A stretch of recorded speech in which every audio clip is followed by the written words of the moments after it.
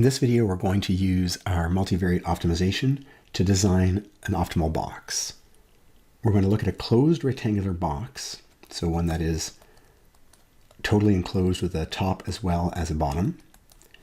And we're going to guarantee that the volume is 100 centimeters cubed. Our question is, what are the lengths of the edges that give the minimum surface area? And the key thing here is that we're going to need to find a function for surface area, and then we'll use calculus to find its minimum value. We're then going to show, using the second derivative test, that what we found is a local minimum.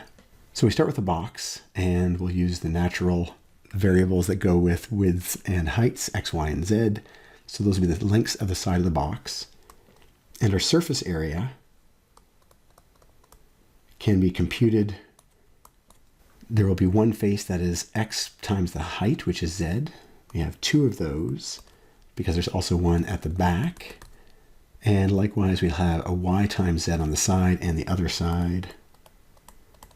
And of course, we'll have the top, which is a x by y length, and one at the bottom as well. So we'll have this collection of two sides, each with their own dimensions. And that gives us the 6 sides of the box. Notice, however, that that is a function of x, y, and z altogether. But we can't just pick any x and y and z that we like. We also have to have a volume of 100 cubic centimeters. So that volume is going to let us take one of these variables out. In other words, if we pick the size of the base, we can't pick freely what the height's going to be. We have to pick a height to get a volume of 100 centimeters cubed. Well, fortunately, the volume is a relatively straightforward expression. Take the multiplication, the product of all the lengths. And what that can identify then is, say, the height can be defined once we know x and y. It'll be 100 over xy. If we pick the lengths x and y here, the height will be fixed to guarantee our volume. But what we can do then is sub that into our S formula. So our S formula can then be rewritten as 2x times z, but here is z, 2y times z, but here is our z again, plus 2xy, and they are just the base variables. And even better, we can tidy some of that up. The x cancels in that term, the y cancels in that term. We can expand that a little bit, and we end up with 200 1 over y's plus 200 1 over x's plus 2xy. And our goal is to optimize S. That is exactly the scenario we've considered already. We have a function of x and y now, just those two variables. And if we have a function of just those two variables, and we want to find its local maxes and mins, we do the first derivative search, critical points, and then we go on and do the second derivative test to establish if we found a local maxes, mins, or saddles. Well, our formula again, I'm going to write it as powers because we're going to be taking derivatives, and it's easier to do that when we express everything as a power. And then we're going to do our search for critical points. Taking the first partial derivatives, our x partial derivative will be negative 200 x to the negative 2 plus 2y's. And our y partial derivative will be negative 200 y to the negative 2, 0, plus 2x's. And then for critical points, we set those both equal to 0. When we do that, we can divide through by 2, and we get, as one option, bring this over to the other side, we get 100 over x squared equals y, and in a similar vein, we end up with x equals, divide through by 2, bring this over, 100 over y squared. If we do that, we can then label our equations and start solving. And I think the most straightforward way here is to take equation 1 and substitute it into equation 2. Equation 2 is x equals 100 over y squared, but our y we can replace with, all in brackets, 100 over x squared. That's y squared, so that is all squared. And if we expand all this out, we have over x to the fourth, so it should be x to the fourth on top when we're done. And we have 100 on top and 100 squared on the bottom. Cancel that with the squared. And we end up with 100x minus x to the 4 equals 0.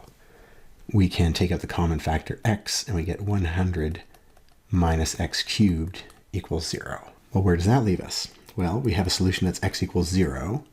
However, if we take a quick look back at our function, we would have 1 over x, and dividing by 0 is a bad thing to do, so we would say this is not in the domain of S. And the reason that makes sense geometrically is, if we go back to our picture for a moment, we can't set one of the lengths to 0 and still build a box with 100 centimeters cubed as its volume. We'd have 0 volume if we have a length of 0. So it makes sense to roll that out early on. This other term has a lot more possibility though. Here we have x cubed equals 100. And if that's the case, then x equals the cube root of 100. That seems eminently feasible. We can quickly then find our y value through equation 1. Our y value would be 100 over x squared. Well, that'll be 100 over the cube root of 100 all squared. Well, that's 100 over 100 to the 2/3. Well, that's 100 to the 1/3. Or wait, the cube root of 100 as well. And so this, if we think about it for a moment, might have been our initial guess as well, going back to the picture.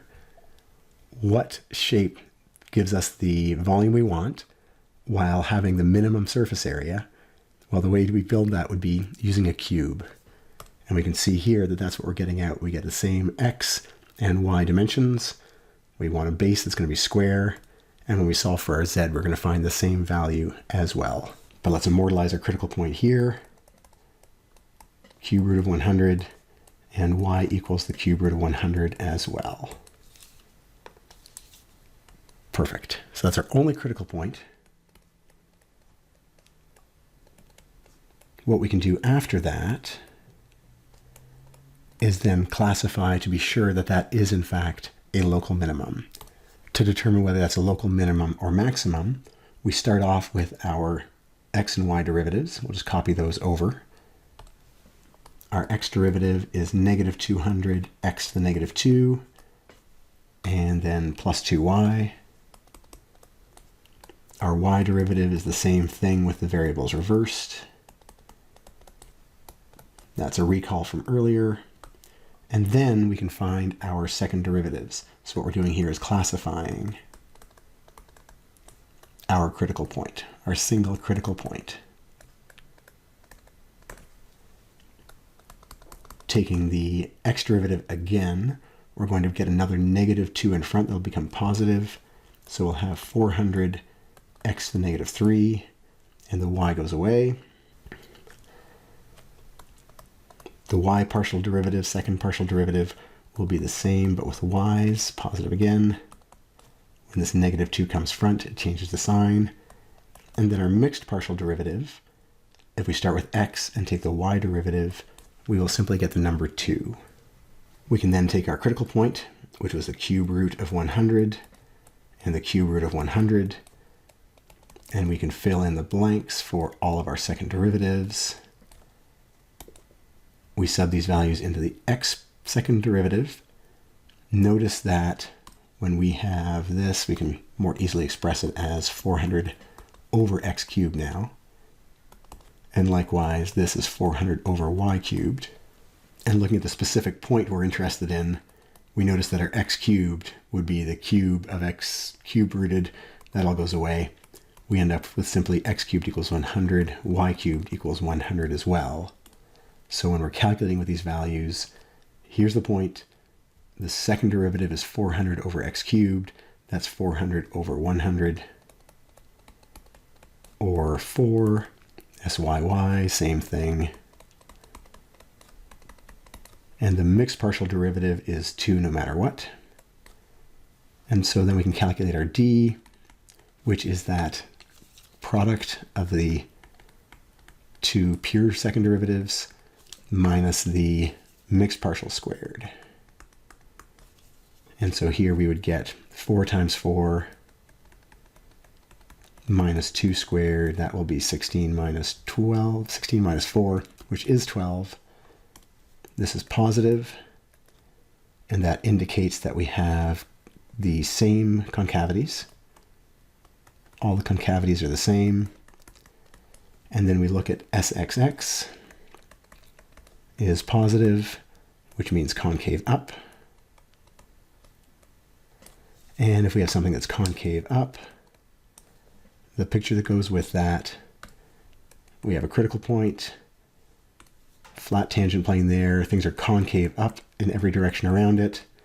That tells us that our point, cube root of 100, cube root of 100, is a at least local minimum for the surface area. And there we are. That is an application example working from a word problem into the calculus, using the first derivative to identify critical points, and then using the second derivative to actually classify it as a local maximum or local minimum.